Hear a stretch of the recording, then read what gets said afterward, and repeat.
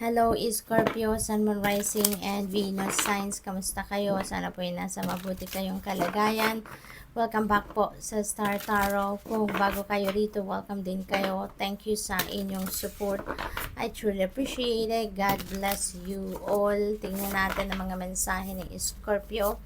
We have life purpose. Ayan. So, maybe ang iba sa inyo sa ngayon, you already have figured out kung ano yung inyong purpose in life. And maaring ngayon, you are going to embrace it. You're going to step into it. At naaring handa na kayo ngayon na i-roll out kung ano man ang inyong life purpose. We have passion. Ayan. So, maybe, gagamitin ninyo yung passion ninyo in order for you to carry out kung ano man ang life purpose ninyo. So, this is really beautiful. Kasi magagawa mo na, mai-enjoy mo na kung ano yung passion ninyo. And at the same time, you are going to carry out also your mission sa buhay. So, parang you are hitting two birds and one stone dito. So, napakaganda.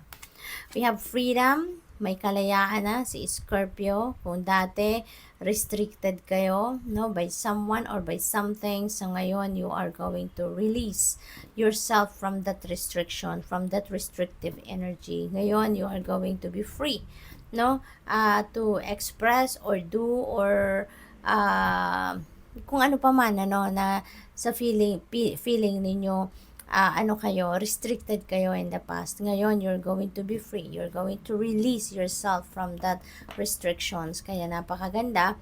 At magagawa nyo na kung ano yung gusto ninyong gawin. Or may iisip nyo na dito kung ano man ang gusto ninyong pag-isipan. Hindi ba? Inspiration, ayan, you will be inspired, kasi nga naman, 'di ba? This is what you love to do. Kung ano ito yung passion ninyo, yung gagawin ninyo rito. This is what you really love to do. This is what will make your heart sing, kung baga, Scorpio. Kaya you're going to be very inspired, motivated, and excited at the same time. So, what else? We have commitment. Ayan. So, siguro, relationship ito, Commitment ninyo sa inyong person, commitment sa relationship. Maaaring meron ditong mga engagement na magaganap, kasalan, napipick up ko dito talaga, merong marriage proposal for some of you with Scorpio.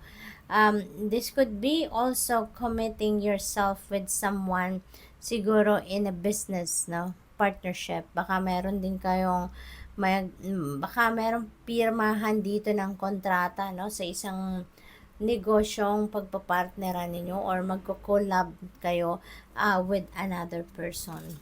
What else? We have courage. Ayan. So, you may need to activate your courage and inner strength dito for you to be able to carry out your purpose using your passion, So, siguro kung dati, nagdadalawang isip siguro kayo. Dati, wala kayong masyadong tiwala siguro sa sarili ninyo, sa inyong mga kakayanan, sa inyong mga talent, sa inyong skills and gifts, Pero ngayon, hinihingi sa inyo ng universe na lakasan ninyo ang inyong loob. Gisingin ninyo yung inyong courage and inner strength, okay? Ninyo, Scorpio, para nang sa gayon, magampanan ninyo, magawa ninyo kung ano man itong purpose ninyo sa buhay, okay? What else? We have boundaries. Ayan. So, dito sa boundaries, energy, this is you being invited here by the Spirit to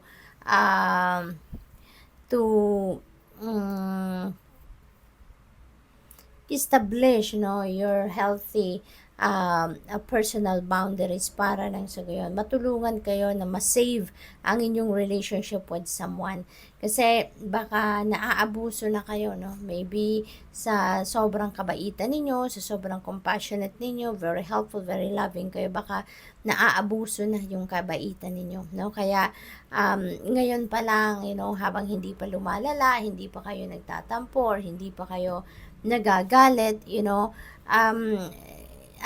iniimbitahan na kayo rito na mag-set na kayo, mag-establish na kayo ng inyong personal healthy or healthy personal boundaries so that ma-save din ang inyong relationship, no? Kasi kapag may boundaries kayo, then of course, mas magiging aware na yung mga tao sa paligid niyo kung hanggang na lang saan ang limitations nila. Alam mo din kung hanggang saan na lang ang dapat na i-tolerate mo, at saka that will make your relationship with that person or people stronger, no? Kasi mas magkakaroon na kayo ng love and respect for each other. So, what else we have? Well-being.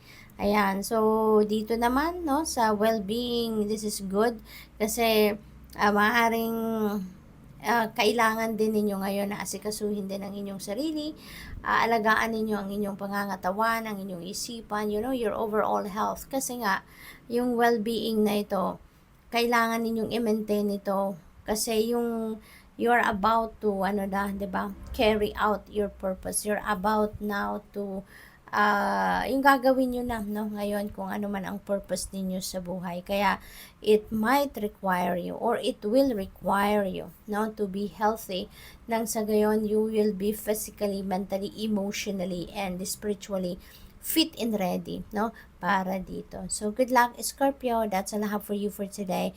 Thank you for watching. Love and light. Namaste.